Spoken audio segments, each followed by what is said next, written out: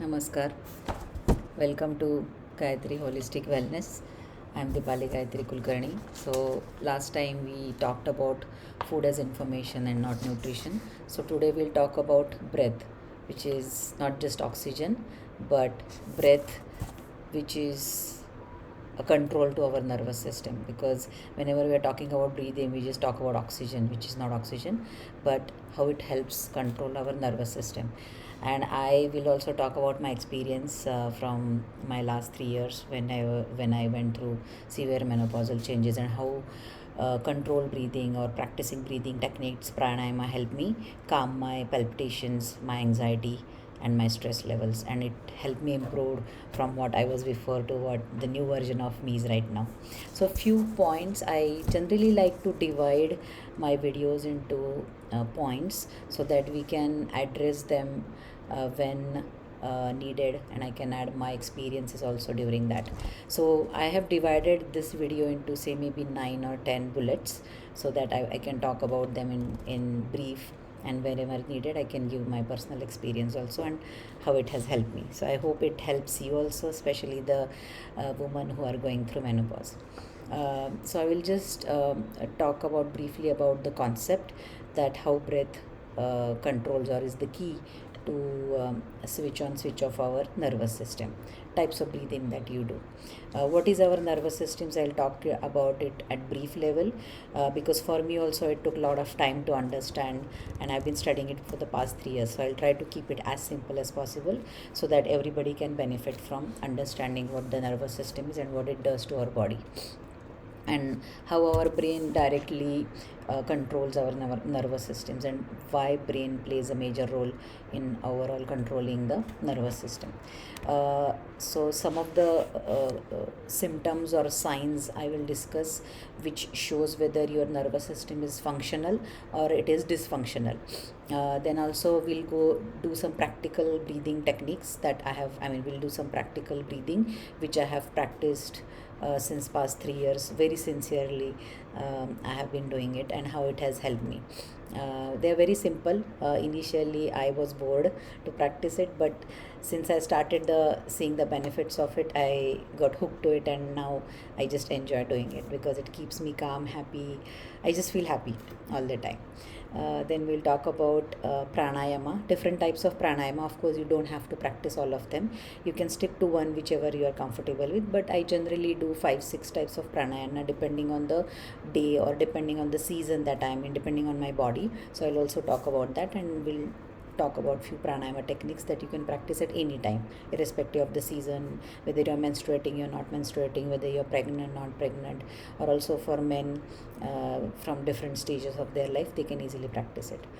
Then we'll also talk about how it benefits, basically the pranayama, and maybe we'll talk about some key messages that I have learned over the period from practicing breathing and how it impacted my nervous system. I'll also share some of the benefits that I have experienced, as well as the people whom I have taught breathing techniques or pranayama. You can use the word alternatively. So how it has helped them, and we'll have some closing tips and tactics that you can follow, and just keep a reminder for yourself whenever a situation happens, how you can handle it. So let's understand how the breath controls our own breath controls our nervous system. So when we are talking about, for the layman's term in general, if you are not connected to science much, but any other stream, generally breath means oxygen. Yes, it is, breath is equal to oxygen, but it's not oxygen, because when we are inhaling, we are not just inhaling oxygen, we are inhaling the air. So what does our body do? Yeah, our body identifies. So our body is such a miraculous machine that it identifies that when you are inhaling air, it contains all the gases, right? So it takes the oxygen and then it mixes with your blood, and then it our heart forwards that oxygenated blood to the organs and the parts of body, including brain. So that's how our body parts and organs gets oxygen to function. Why it is needed, that's a scientific topic, I can take it at a later stage, why only oxygen is needed and maybe nitrogen or some other gases are not needed, we can talk about it in a separate topic, because that is more scientific and that is more like a, we'll have to explain of the science behind it. Then also how breathing is like a remote control to our nervous system. If you are doing shallow breathing or like not deep breathing, you will see the difference. You can start doing it when I'm doing it, no problem, but you will immediately see the difference when you are shallow breathing, when you're fast breathing versus when you are sighing, or you can call it as sighing, how it impacts you. So faster way to calm down our nervous system is to change the way we breathe and take slow and long breaths. So whenever you are anxious, we'll talk about various situations where your breaths go faster or when they are shallow. You will notice it, and I will also give you an exercise that you can try at your home at your own pace. No compulsion. It's a free video, free will, trying to share my life experiences and how I got better. So the more you listen to it, the more you practice it, understand it, you're going to benefit, because I have benefited from it. So that's why I'm trying to share it with everyone. And breath, as you know, that if you try to control your breath, after a time you feel suffocated, right? So it is voluntary. It's it's automatic basically, right? It's involuntary. You don't have control over it. You don't volunteer to breathe. It happens automatically, right? So especially heartbeats also, and your breaths, you don't have control over it. If you stop it, it's end of life for us. Heartbeats we cannot stop, right? But breath, at least you can hold, and you feel suffocated, you just want to you want to let go and like take a deep breath inside. So it's basically a bodily function which happens automatically. You don't have to control it, and you cannot control it also. So it's a very powerful tool, basically breathing, which influences our stress, our emotions, our focus, right? If you're shallow breathing, you're not focusing, but if you deep breath, especially, you must have noticed many times we'll talk about situations where how breathing helps you focus, calm down, and so on and so forth. So breath is basically a stress switch which you can turn on and off, right? Prefer to turn off, so that you can calm down and you can feel relaxed and calm. Who doesn't want to feel relaxed and calm, right? I want to feel. If you don't want to feel calm and relaxed, all the best. I mean, I would love to feel calm and relaxed, happy all the time. Why not? That's why we are here on this earth, right? That's why we are living here. So let's look at the second point, which is, I have made some notes again because it helps me keep my thoughts on track, and then wanted to make sure that I give the right message in the limited amount of time. Okay, so what is our nervous system and how the breathing impacts it, right? Some of you must have noticed that many times we have heard on a lot of podcasts, lot of videos, or even we have studied that there are two nervous systems in our body. One is sympathetic nervous system, one is parasympathetic nervous systems. Or instead of the name, you must have heard about fight or flight. That means when you're fighting, you are fast breathing, right?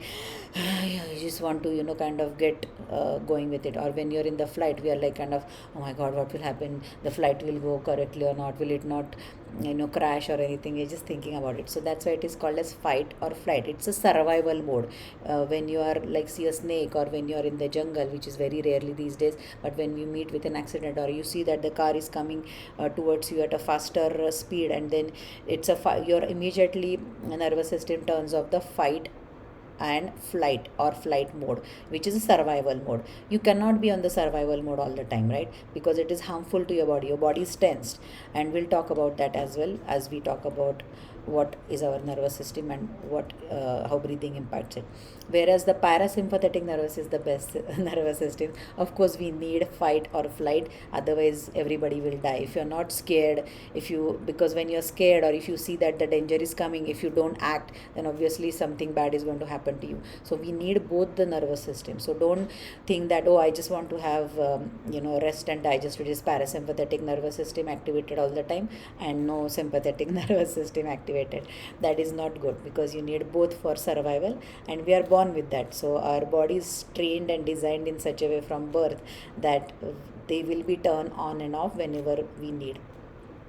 So what is sympathetic, which is fight or flight, and when it gets activated? So if you have observed that when we are going for an important meeting, right, or when we are making an important decision of our life, we get stressed, our breathing becomes faster, sometimes we are not able to think or have clear idea of what we are going to say or what others are expecting out of it. When there are deadlines, and these deadline is a very common word, everybody of us are aware that when any sales deal, which is a big deal like $1 million or say crores of rupees of sales deal, it's about to at the decision making, you feel heart pumping, right? So because you're anxious, right, you're stressed whether it will happen or not. Sometimes when you're overthinking, we call it as khayali pulav, right, when empty mind is devil's mind. Or some people have overthink. I also was one of them. I was overthinker. Now because of the practice of breathing, pranayama and other practices also, my overthinking has gone down significantly. It is still there, very difficult for it to get away from overthinking completely, but yes, the target is to get to that stage eventually.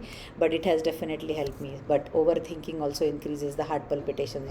You start seeing your heart beating is heartbeats are faster when you're having arguments, which we all of us are pretty much aware of, with your in-laws or with your husband, with your children, when you're shouting, when you're with your bosses or with your colleagues, when you have arguments, and if your point is not put across, or they don't accept your viewpoint and things like that, in the argument you kind of get heated up, your cheeks turn pink, or red. Sometimes you kind of start sweating because you think that you're right and everybody should listen to you. This has happened to me many times. I'm sure it has happened to all of you. So when there is a loss of our dear ones, right, either they met with an accident, or they are almost in a coma, or they are undergoing a critical surgery, we are anxious what will happen to them, we are overthinking. So that's why our heartbeats increases, right, and we are stressed, palpitation increases. Also you will feel that there is something grumbling in your stomach, which is nothing but the same thing. So I'll talk about the vagus nerve also, the connection of our organs and the nerve brain. What is the effect of it? We are shallow breathing, like especially after running. You must have observed that when you're running for a long time and fast running, you're just like huffing and puffing because your body is stressed out, right, with long runs. It is important for your body because the blood circulation happens, but not for a long time. That your heart rate increases when you're in tension, as I talked about. So what about the parasympathetic? So this was the sympathetic nervous system, which is survival mode, which is fight or flight. Now parasympathetic nervous system, so what does it do to our body? It is rest and digest, and it is active when you're sleeping, because when you're sleeping there is no way that you are anxious, right? You're sleeping, you're deep sleep, you're calm, you're peaceful. So it is activated when you're relaxed, when you're calm, and when you feel safe, that hey, there's no danger. So right now we know that the war is going on. So do you think people in Iran, Israel, or the nearby states, or the countries are safe? Right, they are not. So they must be feeling anxious, right? So the breathing may help them at during this time. I know that it's a tough time that they are going through. All our prayers are with them. I'm hoping that this war ends soon, but we can only pray for it, right, and give positive vibes and positive energy to the people around that area who are suffering. But right now they are not safe, so they are unsafe, so they will be on the survival mode. But since we live in India, or in a country which is kind of a safer country, we feel safe because our borders are safe, our political situation is stable, so our rest and digest, which is a calming nervous system, is switched on. So what happens when you are in the safe and rest and digest, which is a safe mode? Then you do slow breathing, then your digestion improves, because in the night when we eat, our organs are still functioning to digest the food, right? The majority of our blood gets focused, and that's why there is less blood to the brain, and that's why we feel lethargic or sleepy. That happens also after the afternoon meal as well as after our evening meal, right? Our heart rate slows down. So if you are wearing any watch which monitors your heart rate or your sleep patterns, you will see different types of sleep patterns, your heart rate slowing down in the night, because your focus is more on resetting and resting and digesting, which is repairing of your body, right? Our mind is calm and clear. So these are some of the effects and of activation of either our sympathetic nervous system or parasympathetic nervous system. So in short, if you want to know, that our breathing pattern decides which system is active right now. So based on the situation, so for sympathetic nervous systems, I think generally you don't have to activate it, right? It automatically activates because of the outside situations primarily, or your inside situation also. If our stomach is upset, if you have diarrhea, right, if you have constipation, and if you kind of push very hard, or if you feel sweaty right from inside, or maybe you are indigested, you have a lot of gases, then it may get activated, which is also physiological conditions and outside conditions also. And the parasympathetic nervous system is basically it's a default nature of our body actually, that it wants to be in the resting mode, in the calm mode. So that automatically slows down our breath, so that decides on the your breath rate. So now let's look at another next point, which is how breath directly controls our nervous system, right? When does it breath becomes fast and slow? It's similar to the previous point. And when does our breath become slow and deep? So what happens to the nervous systems and brain according to the breath? So when our breath is slow and deep, which is your parasympathetic nervous system is active, our brains receives the signal of safety, that you are safe, right? Right now I'm doing this video, I don't feel hyper, I don't feel any threat or scared. I'm feeling safe, that hey, I'm sharing this knowledge that I have experienced to the audiences, so that maximum people can benefit from it. And I'm in a very sharing, calm, peaceful, safe mode right now. So my breathing, you must have observed, is very calm and very slow. My talking is also very calm and slow. I'm not hyper. So these are the signs that breathing is when slow and deep. Our brain receives signal of safety and our nervous system calms down. So you're able to think, I'm able to put my points across very well, I'm able to share my experiences, my observations, or from the practices that I have done on breathing. Similarly, when your breath is fast and shallow, which is a sympathetic nervous system, fight or flight is on, then our brain thinks that we are in danger, and it starts releasing the stress hormones, so that it helps you protect, right, from the danger. It prepares you to protect yourself from the danger. So these stress hormones are released. So as you know, that hormones is nothing but chemicals, which are not just in our brain, but the brain gives signals to various organs in our body, which then release these chemicals directly into our blood. It doesn't go into like electrical signals or anything, right? It directly gets released into the brain by various organs. So for example, you must have heard about cortisol, then you must have adrenaline, which is like your fight or flight mode palpitations. So I have experienced it a lot in 2023 and 24, always on the survival mode. So that's why my body was not able to repair me, which was parasympathetic nervous system, and I lost a lot of weight. Anyway, so I just talked about how it controls. So when you are safe, then the nervous system calms down, which is parasympathetic nervous system, rest and digest. When you are in danger, that your breathing is fast and shallow, it's not slow. That means brain thinks that you are in danger, and it releases the stress hormones to help you protect. So what is the vagus nerve? Because this is the longest nerve that our body has, which connects all our organs, especially our digestive system, to all the way to our brain. And it is the main communication nerve between the brain and our organs, as I said, from our body, which is torso, called as torso in scientific terms. So what it does is that our vagus nerve is primarily control of our parasympathetic, which is rest and digest nervous system. And why it is important role of vagus nerve is that because it controls the parasympathetic nervous system, it regulates our heart rate, it regulates our breathing. It is very important for digestion, immune responses, basically to increase the immunity for any outside viruses or diseases that attack our body. It also influences our mood, the speech that we talk. So if you must have heard some people talking gibberish, if they are are very tired, if they are not in their senses, right, if they are anxious. Especially I have helped few people when they met with small accidents or sometimes even bigger accidents on the road. They were not able to think, they were not able to talk, so it impacted their speech because they were in the fight or flight mode. So even some of our reflex actions when we are sneezing, like for example, I just faked it, it's not real sneeze, but when we are sneezing, right, for a few seconds the blood supply stops, right? So that's why we said God bless you. So why people started saying God bless you after sneezing is because of this.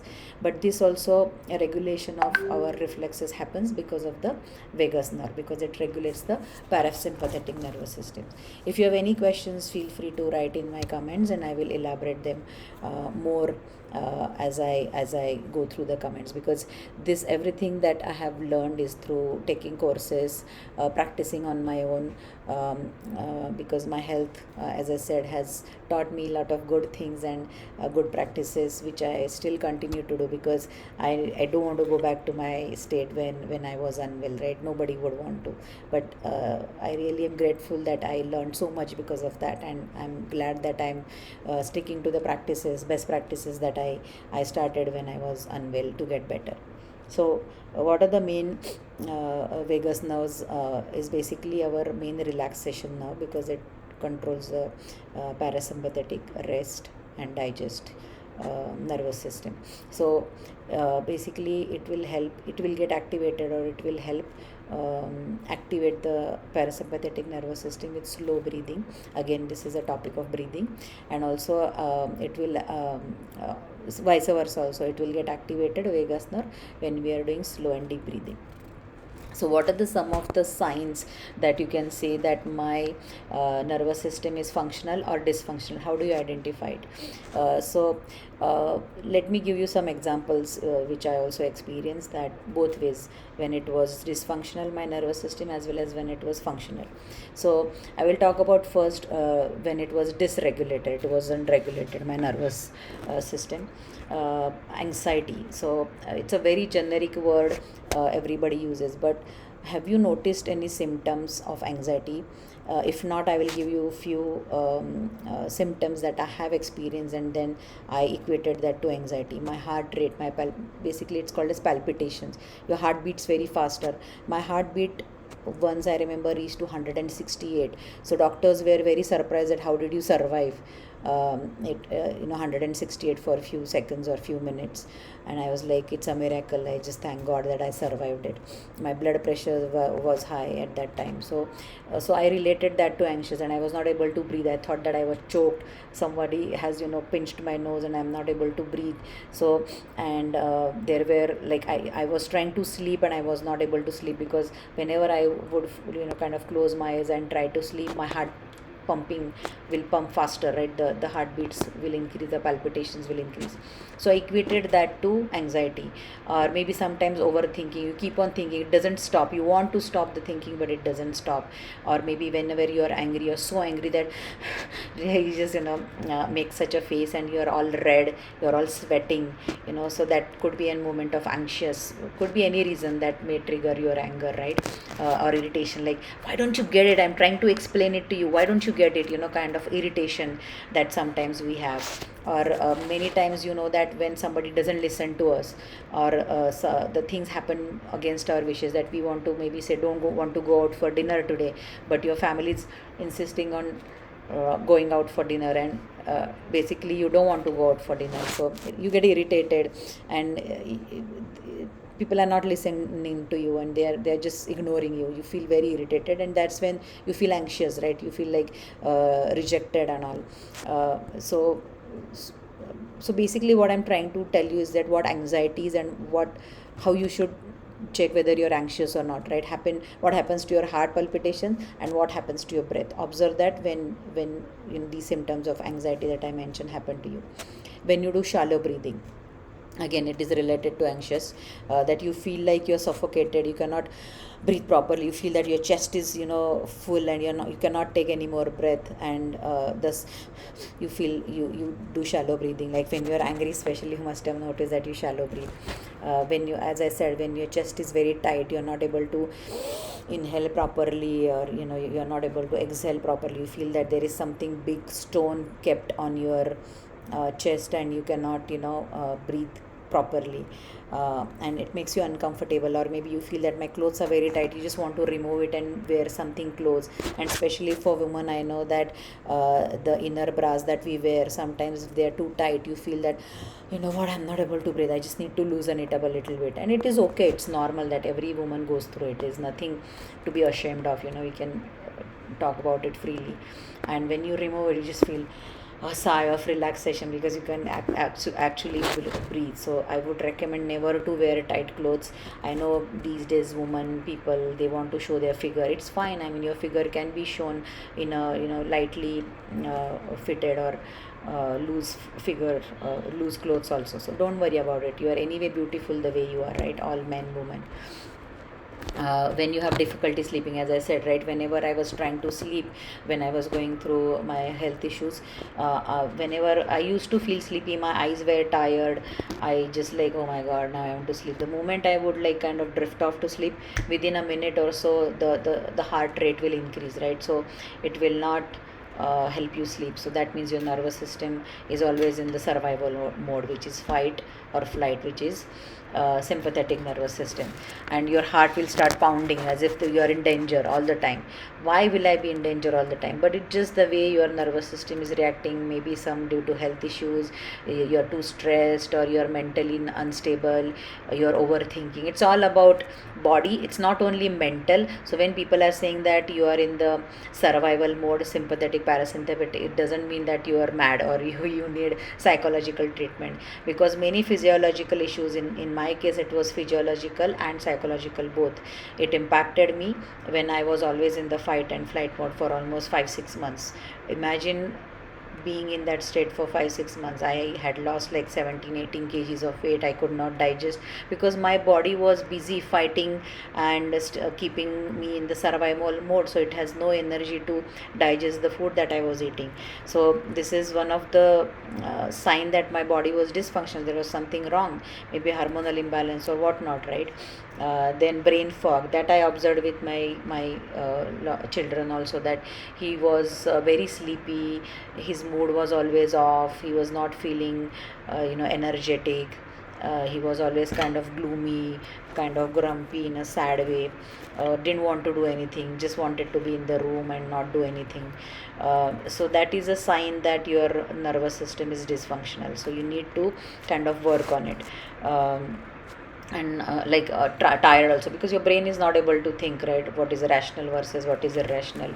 And irritability, which is small things upsetting you, or maybe you're obsessed with something, these are the things which really kind of puts you off. So that is the time when you think, if it is continuously happening, obviously, then you can think that it is, your nervous system is dysfunctional and you need to make it functional. So how do you manage above conditions, right?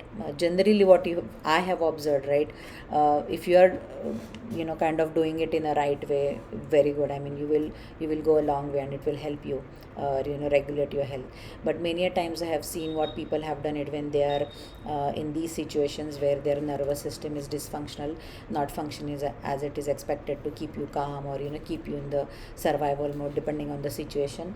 What it does is, you drink coffee or maybe tea, because it gives you that kick, right, of being happy, right? Many a times, right? So I would not recommend doing that, but if it works for you, but from the scientific perspective, from the long run perspective, I would not recommend doing that. Maybe I have seen people are distracting themselves. Maybe I have done that many times. I have gone for a long ride, I have shouted out a lot in the nature. Of course, in US I could do that. In India it's very difficult to do because we are surrounded with people. People may not understand why you are shouting or why, and you cannot drive faster on Indian roads, or you cannot go easily to mountain climbing or hill climbing.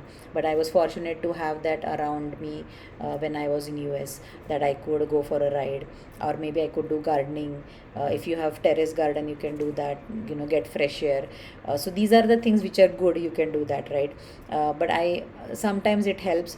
You can also watch social media, especially comedy. I know Kapil Sharma comedy show has helped a lot of people during COVID. Yes, it has helped me also. I used to watch one show every day before I go to sleep, because then it helped me laugh, and my good or happy hormones were released, which kind of calmed me down until I fell asleep. So I would recommend watching a comedy for sure. It has helped me. Or a light drama, which is like happy goody goody kind of, a happy ending type of series or movies, or reels which make you happy, or like small baby cute faces which makes you happy. But I would not recommend you to indulge on the sweets or indulge on the more caffeine related, because it will keep you awake in the night, especially if your nervous system is not functional, right? If it is dysfunctional.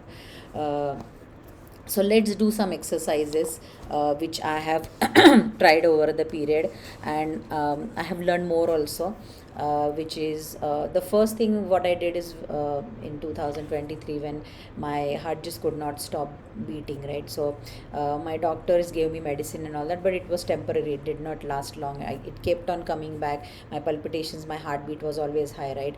And I was not able to take deep breaths or slow breaths, right? I was always, because I was in the survival mode, right, all the time. So what I did is they asked me to do slow and deep breathing, but I just could not do it. I mean, sometimes there are techniques available, but it may not work for you, right? As I said in my previous video also, for food information, make your own checklist. This is my own checklist, right? It may not work for you, it may work for you, or it could be a different sequence that will work for you. So for me, what worked is, like, when I was shallow breathing, when my heart palpitation was high, because it's sign of anxiety or something wrong in my body, and I was in the fight or flight mode, I put cold water on my face, like, literally kind of splash cold water with a lot of force on my face, and I was like I just got, I woke up. So all the focus of my shallow breathing, or was gone somewhere else, right? And I was like feeling, oh, and my heartbeat kind of slowed down, because I just kind of shock my body by splashing cold water. So that really helped for me. The second is taking a big sigh, because slow breathing and deep breathing, it's definitely not on your mind when you're in the fight or flight mode, right? So I used to take like big sighs. It helped me initially, but it long term it doesn't help you, right? But splashing of water and big sighs kind of throws, I mean, basically inhales air, and your brain kind of feels, right now also when I have done big sighs, right, the more air has gone to my brain, and it has kind of, I feel like it is expanding. So these two techniques immediately, like say 5 6 maximum 5 6 counts, has helped me. And then slowly I had to push myself and force myself to take slow and deep breath. So there are few 2 3 types that I will tell you. One is very simple.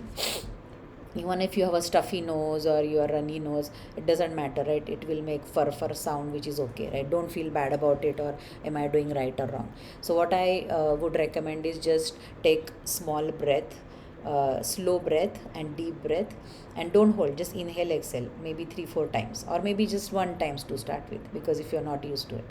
So sit straight with your chest expanded. So just observe. If you want to close your eyes, you can close. If you not, you cannot. You don't have to.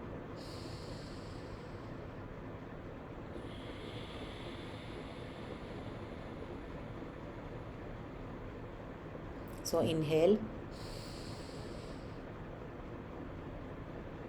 exhale,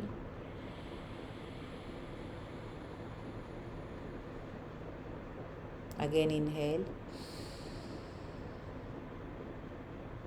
exhale,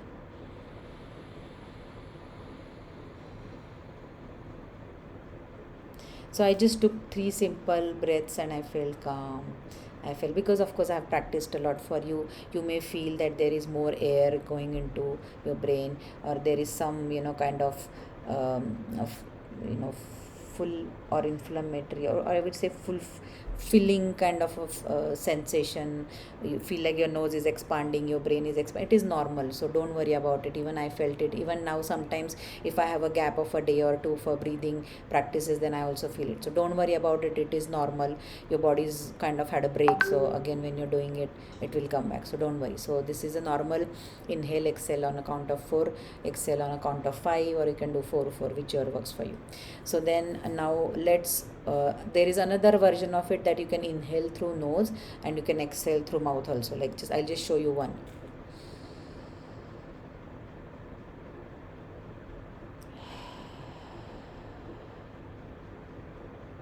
Okay, one more thing that I would like you to observe, which I was doing wrong breathing, is when you are inhaling, your stomach should go out, because you need space to be created to take the air inside.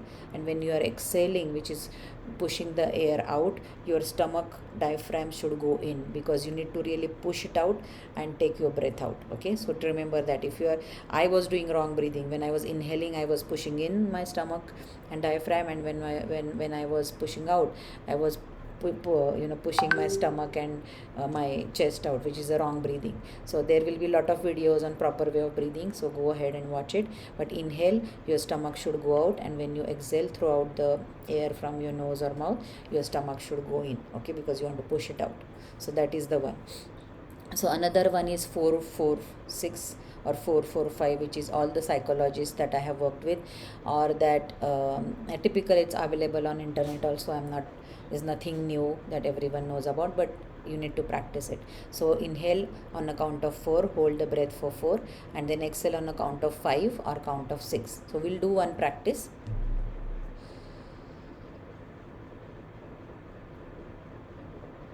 Hold, exhale.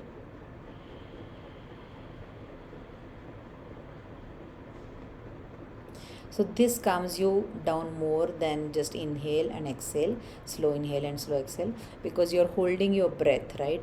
And it kind of activates the parasympathetic nervous system, and also calms down your vagus nerve also, because it's from my experience. How it does it, again, it's a scientific reason for it.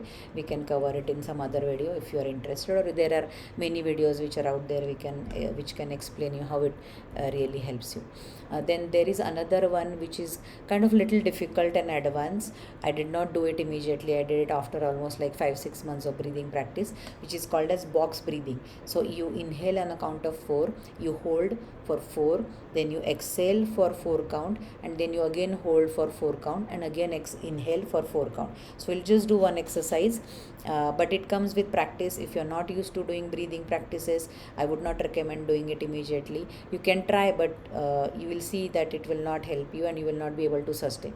So first do simple that I have taught you, or I have showed you basically in this video. So let's do that box breathing, and why it is very important and a little bit difficult initially, but now I'm used to it, so I can do it. But I cannot hold for a long time also, right, when I'm holding, because it needs a lot of practice, and I'm not there yet, or maybe I need more practice, because it kinds of gives you more focus, and kind of keeps you in control of your emotions. So let's do one set of it, which is just one time practice. So I'm just going to sit. Always make sure that when you're breathing, your spine is erect, which is your backbone, or your central spinal cord, and your vertebrae are straight, and you have a support. If you have a problem with your back or anything lower back, you always have a support, and your feet are well rested. You can crisscross your legs with the support in the back, or if you are a yoga practitioner, you can just sit normal, slanted on a pillow near your gluteal muscles, and because it gives you proper posture and support, and your shoulders are always rolled back, chest is expanded. So let's do box breathing. I'm a count of 4. I'm going to inhale. I'm going to hold. I'm going to exhale now. I'm going to hold, and I'm going to inhale again. Hold, release, hold, and inhale again. And then it continues, hold, exhale, hold, inhale, and you feel like, because I forgot for a few millisecond that I was doing video and my podcast on breathing, because I was so focused on the count and my breaths, right? And that's why I said, it increases your focus, and it gives you control of your emotions. So this is the box breathing technique, and many breathing experts, instructors, they teach you about box breathing, and it is really helpful. It has helped me, and I'm sure it is to help you. So now let's look at our next point, which is about pranayama, which is our ancient practice of breathing techniques, right? And how it has helped our yogi purushas, our great kings of the past. Mahabharata, Ramayana we talked about. Krishna also talks about it. I'm not an expert in Gita, but I kind of try to read as much as I can, to which benefits me. There's no harm in reading something which benefits you. It doesn't have to be expert in all of them. As long as you're reading it for your purpose and your benefit, I think it is fair, it is good enough, because one lifetime may not be enough for us to become expert at everything. That's my belief. What is pranayama? I have learned a little bit of Sanskrit in my college, in my school and college, and also currently I am learning it a little bit, not a whole lot, but whichever is useful to me. So prana means our life, because breathing, right? Breathing is life. So what we say, we take our last breath when we die. So basically prana means life, right? Our living thing. We are living, that's why we are breathing, and we are fortunate to breathe every day as long as we live, right? And when we are no more, we take our last breath and we are done. So that's why prana is equal to life. And ayama means expansion and control. So basically pranayama means control, taking life, which is prana, which is vayu, right? Which is breaths. So taking control, breathing, and expanding our chest, or expanding our body, so that we can take maximum life in, process it, and then give the lifeless life out, which is the gas which is not needed for our body. So that's what pranayama means. So controlling breaths is basically controlling mind, is what our ancestors have taught us through the yoga practices and the pranayama practices. So I was doing yogasana in my school, in my college. I was a lot of active in sports, especially long distance and rope malkham, gymnastics, and yoga. I was pretty active in my high school and college days, middle school and high school and college days, and I was doing a lot of hiking also. So but that time we very young, so I was not aware of it. But when I came to US, I kind of stopped practicing my regular exercising and all, because young, partying, going out with people and all that. But eventually, over the period when I hit menopause and I went through menopause, that's when I realized that, when I went to psychologist, when I started doing yoga again, how pranayama was beneficial. And I wish I had known this, and I knew about it, but I did not practice it. And I thought, I wish I practiced it more during my 25 years, right? But it's okay, now I have again back, and the body is miraculous, so it will heal and it will become better again. So I'm confident about it.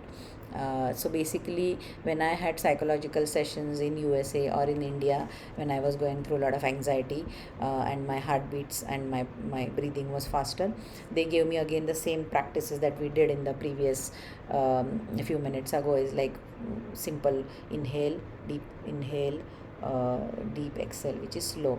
Again, 4 4 6 4 4 5 5 5 5. There are many ways you can do it. Splashing water, cold water, right? And then doing husha husha husha, like not very fast, but kind of husha. which helps. And also 446 breathing. So my psychologist also taught me that. So basically what we are saying is that our ancient pranayama is again practiced by the new modern medicine also. So it still holds true.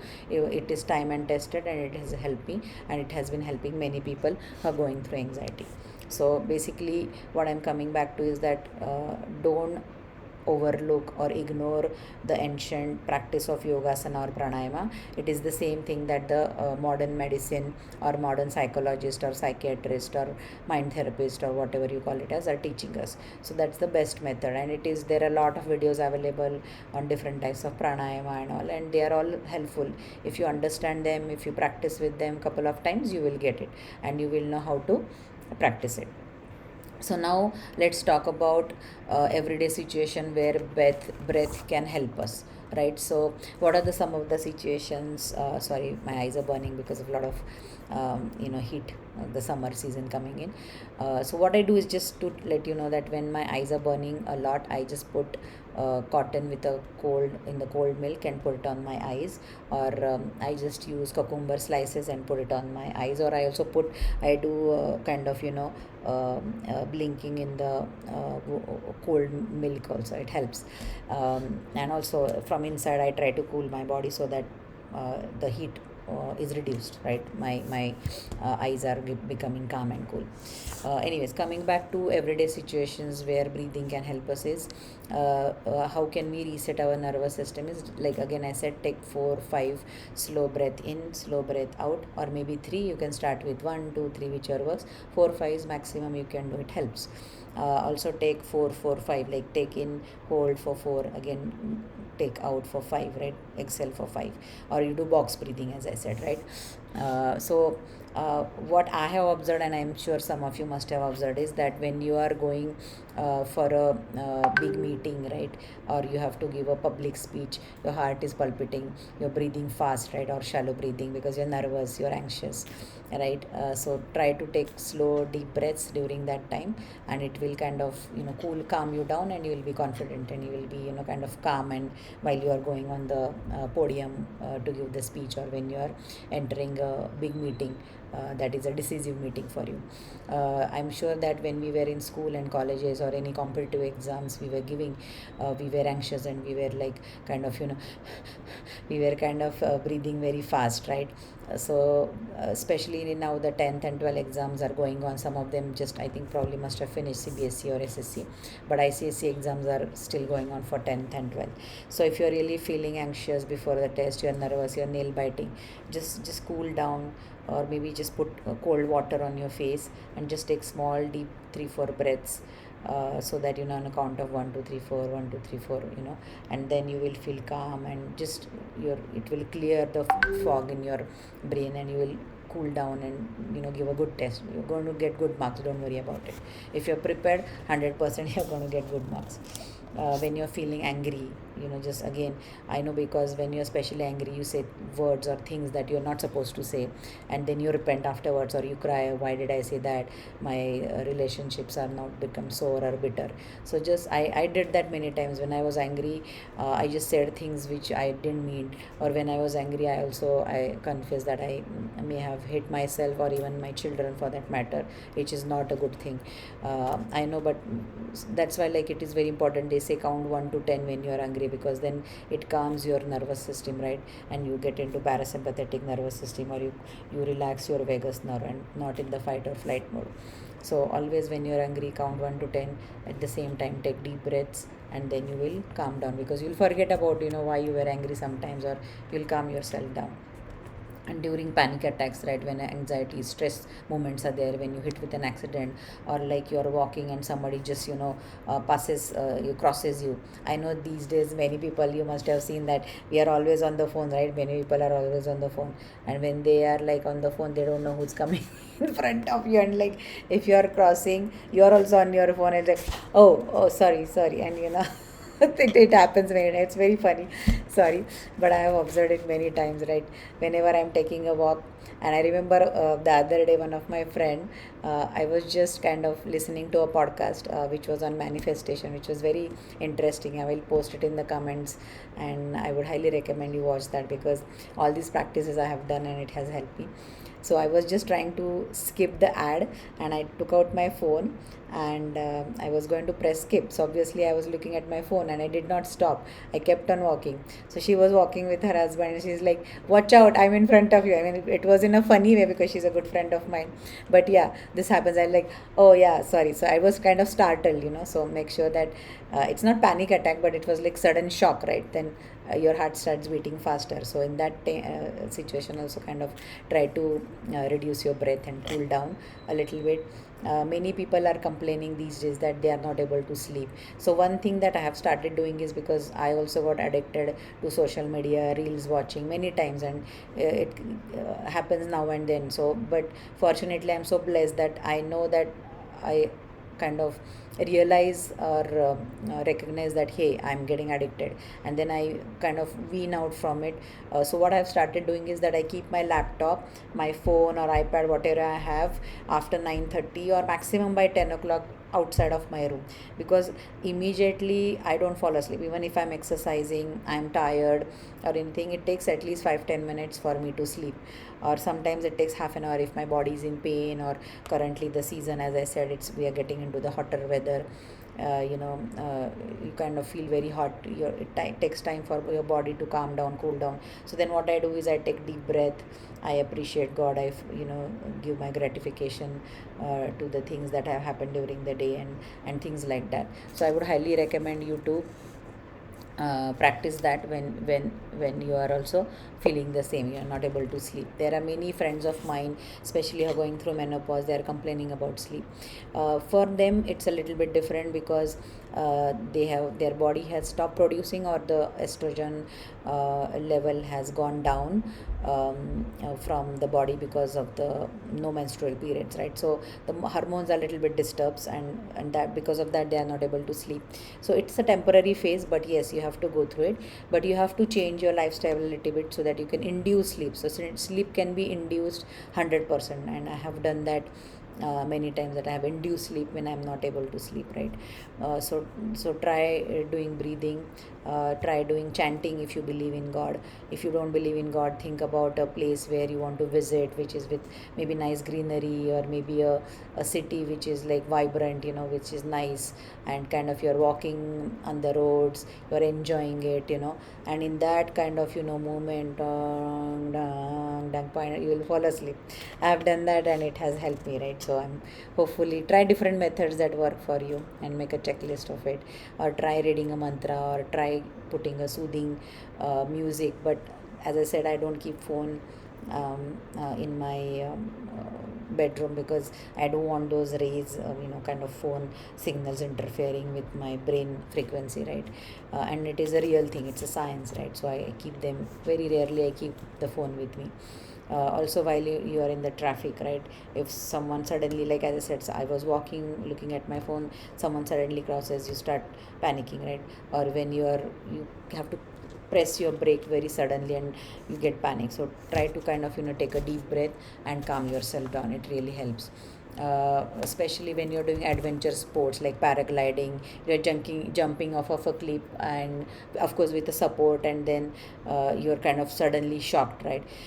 I know it is very difficult to do a small and sort of deep and slow breathing, but try, see if you can do it. Or maybe think of a situation where you like some in a situation where you like to be with the nature. Preferably, everybody loves nature. I think majority of us. So think of a situation, any big decision you're taking. Especially I know that when you are seeking an admission into the colleges of your desire, or if you don't get, if UPSC exam results are coming in, 10-12 exams results are coming, when you're taking a decision of marriage, right? Saying yes or no, whatever it is. So you kind of feel anxious, you feel you're breathing fast. So try to take slow and deep breaths, and your mind will clear and you will be able to take better decision.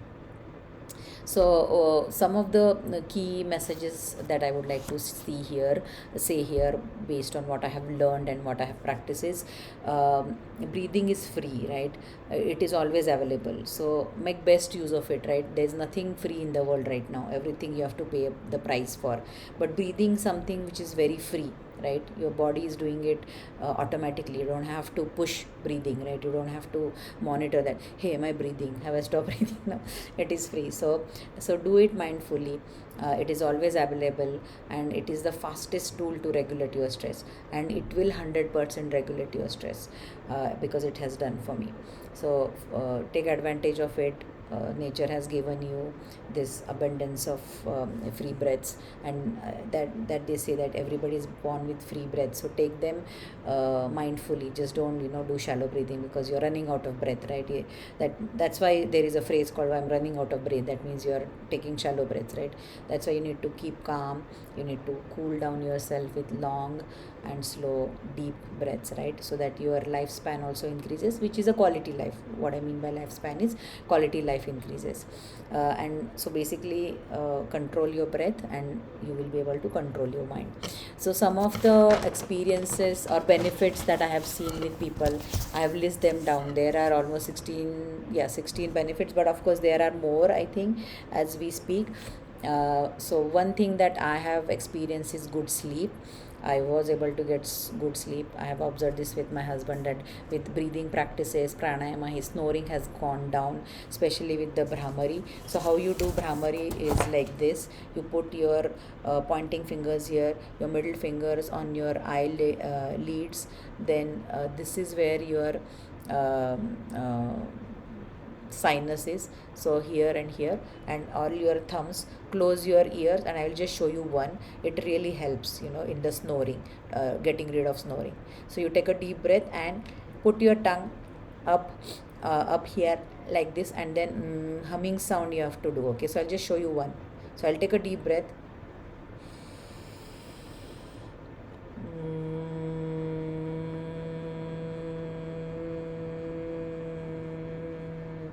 So when you are doing humming, which is like a bee buzzing, right? Buzz. So you feel that your brain, your sinus, your entire body is vibrating from inside, and you feel like kind of you're entering in a cave, right, where it is all kind of closed, and you can only hear yourself, which is good, which is normal. So don't worry about it. So that will help you kind of clear your sinus. Because of the sinus issue, many people snore, right? So my husband has really I should not say snob, but it has gone down significantly, and because of that my sleep quality has improved. So that is a good sign. It's a win-win situation.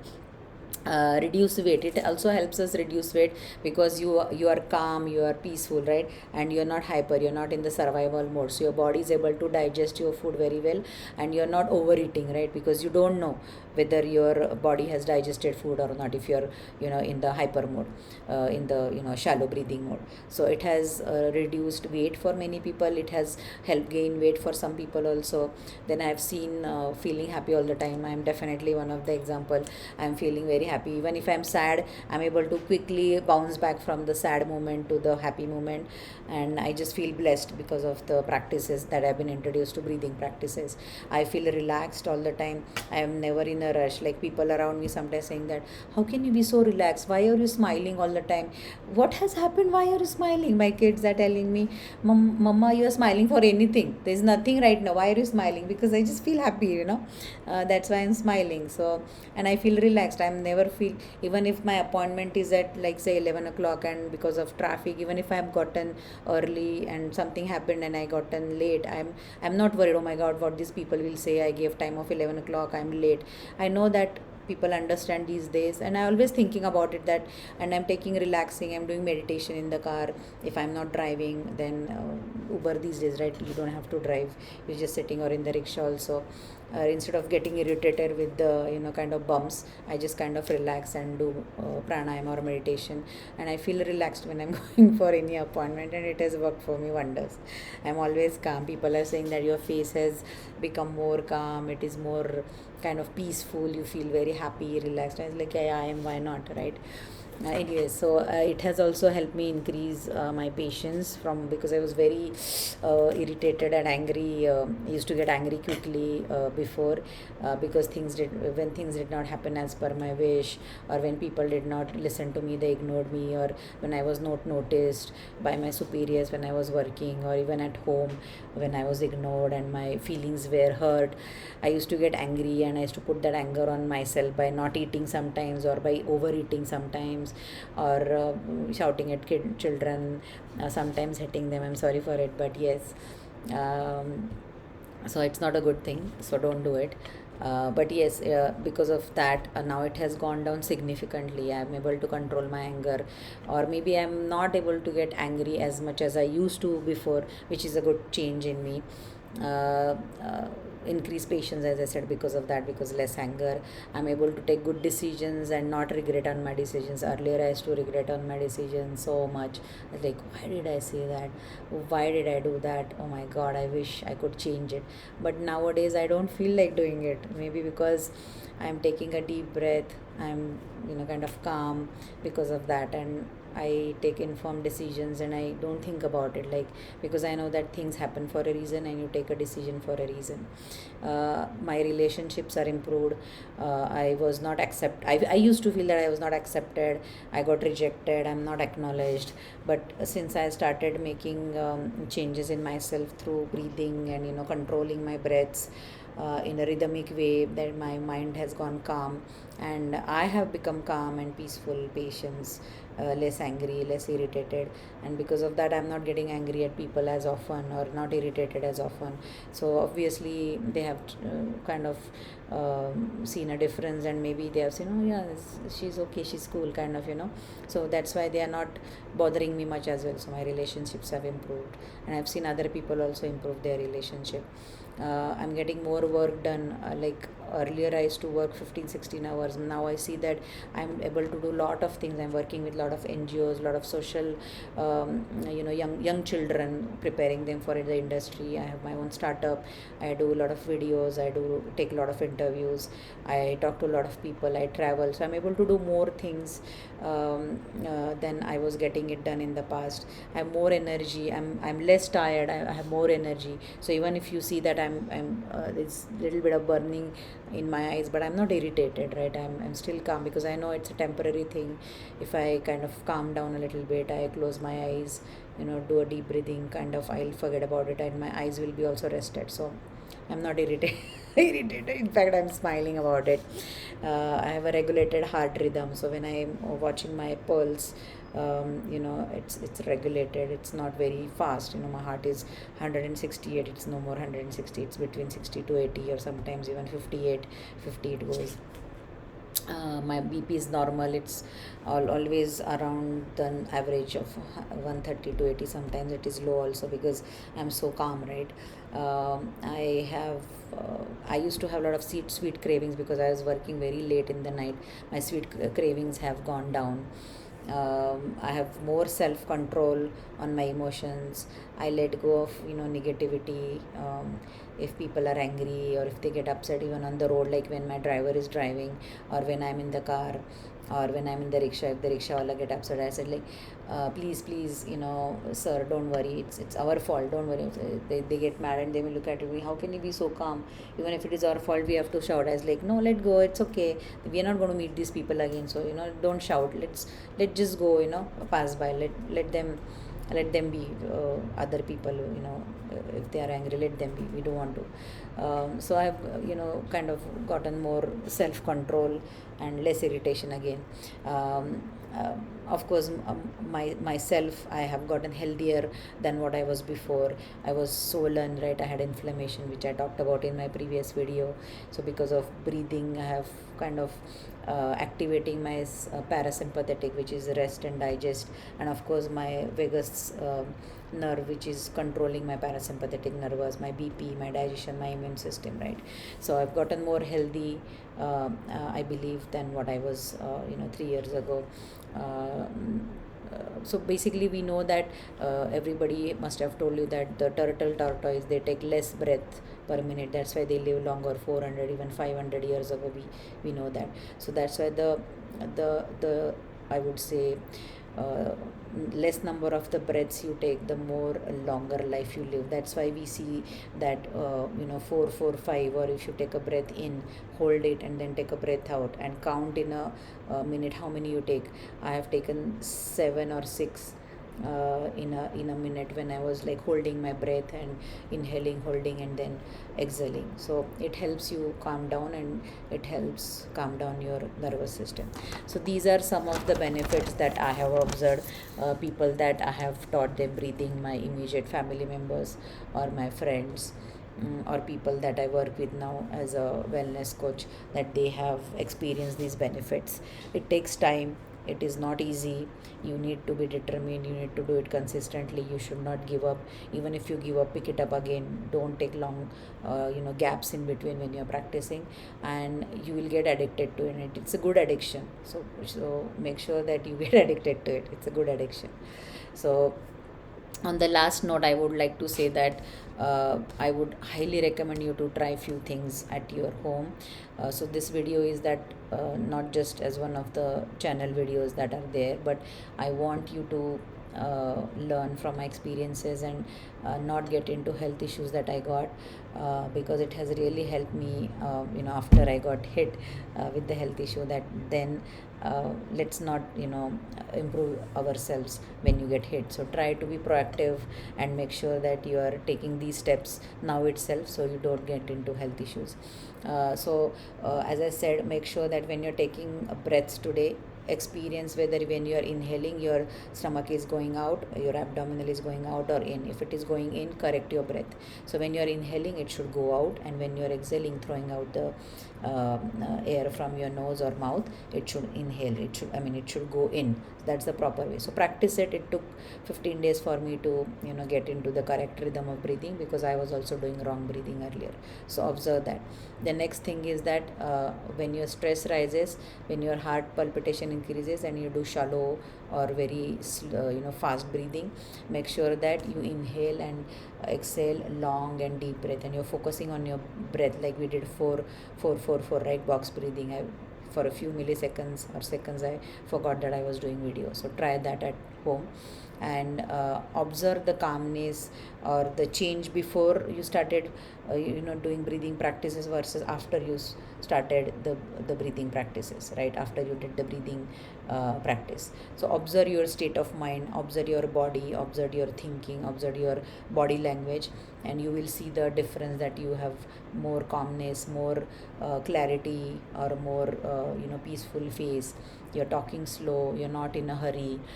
So these are the things you will observe. Make a note of it and share in my comments on how you are feeling, and all the best to you. I hope this video has been useful to you, and I hope I have been able to share how it has helped me. So feel free to subscribe to my channel, and if you want to hear such videos, I'll come up with new videos every week.